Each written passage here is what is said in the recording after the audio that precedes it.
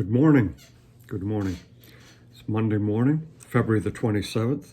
We're going straight into the Bible, the King James Bible, the book of Mark, chapter 6. We're reading the second half of the chapter, verses 30 to 56. And the apostles gathered themselves together unto Jesus, and told him all things, both what they had done and what they had taught. And he said unto them, Come you yourselves apart into a desert place, and rest a while. For there were many coming and going, and they had no leisure so much as to eat. And when they departed into a desert place by ship privately, and the people saw them departing, and many knew him, and ran afoot thither out of all cities, and out went them, and came together unto him. And Jesus, when he came out, saw much people, and was moved with compassion toward them, because they were as sheep not having a shepherd. And he began to teach them many things. And when the day was now far spent, his disciples came unto him and said, This is a desert place, and now the time is far past. Send them away that they may go into the country round about, and into the villages, and buy themselves bread, for they have nothing to eat. And he answered and said unto them, Give ye them to eat. And they said unto him, Shall we go and buy 200 pennyworth of bread, and give them to eat? He said unto them, How many loaves have ye? Go and see. And when they knew, they say 5 and 2 fishes. And he commanded them to make all sit down by companies upon the green grass. And they sat down in ranks by hundreds and by 50s. And when he had taken the 5 loaves and the 2 fishes, he looked up to heaven, and blessed, and brake the loaves, and gave them to his disciples to set before them. And the 2 fishes divided he among them all. And they did all eat, and were filled. And they took up 12 baskets full of the fragments and of the fishes. And they that did eat of the loaves were about 5,000 men. And straightway he constrained his disciples to get into the ship, and go to the other side unto Bethsaida, while he sent away the people. And when he had sent them away, he departed into a mountain to pray. And when even was come, the ship was in the midst of the sea, and he alone on the land. And he saw them toiling in rowing, for the wind was contrary unto them. And about the 4th watch of the night he cometh unto them, walking upon the sea, and would have passed by them. But when they saw him walking upon the sea, they supposed it had been a spirit, and cried out, for they all saw him and were troubled. And immediately he talked with them, and said unto them, Be of good cheer, it is I, be not afraid. And he went up unto them into the ship, and the wind ceased. And they were sore amazed in themselves beyond measure, and wondered. For they considered not the miracle of the loaves, for their heart was hardened. And when they had passed over, they came into the land of Gennesaret, and drew to the shore.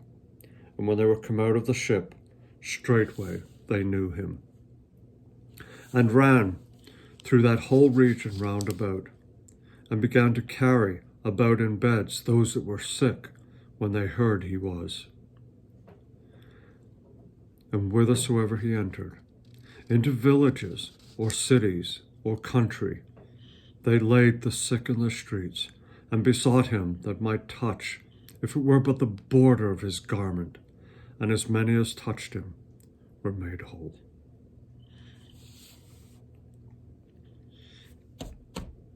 Faith. Faith. Isn't it amazing that the apostles, that their heart was hardened and they got scared on the sea, and yet people who had the sick had enough faith that all they had to do was touch the hem of his garment and they'd be healed. And he did. He healed them all. Faith. Those people had faith, and the disciples had run out of faith. Quite an amazing story, that, isn't it?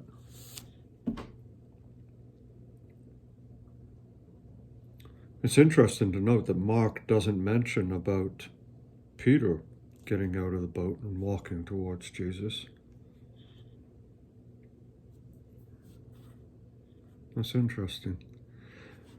But here's something that is a validation of the Bible. Professional people nowadays say that when witnesses give a testimony in court, witnesses who saw the same thing at the same time, and not too long ago either, because of the validation of the credibility of their memory and stuff, I guess, but they turn around and they say that each witness will have a slightly different account of what they saw. And they say they know that that is the truth, because if every witness told exactly the same thing, then there would be some point of collusion. Because our brains are wired that we notice different things stand out. And so therefore, one person may notice that the car was red, but another person may have noticed that the driver had black hair and never focused on the car. But when you piece all the stories together, the story's the same. And they say that's what's happened in the Gospels, is that the writers of the Gospel may not have exactly told the same thing, and people use that against the Bible. But in actual fact, it's proof that the Bible is real, because 4 witnesses tell their stories, and each one has a different perspective on it. And so when they tell the story, it sounds a little different, but it's the same story. The overall facts are still there. The event happened. It was real.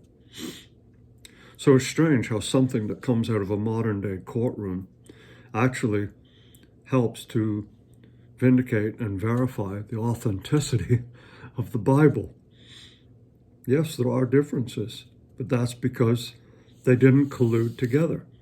See, if every book had been the same, well, what's the point of reading the 4 books?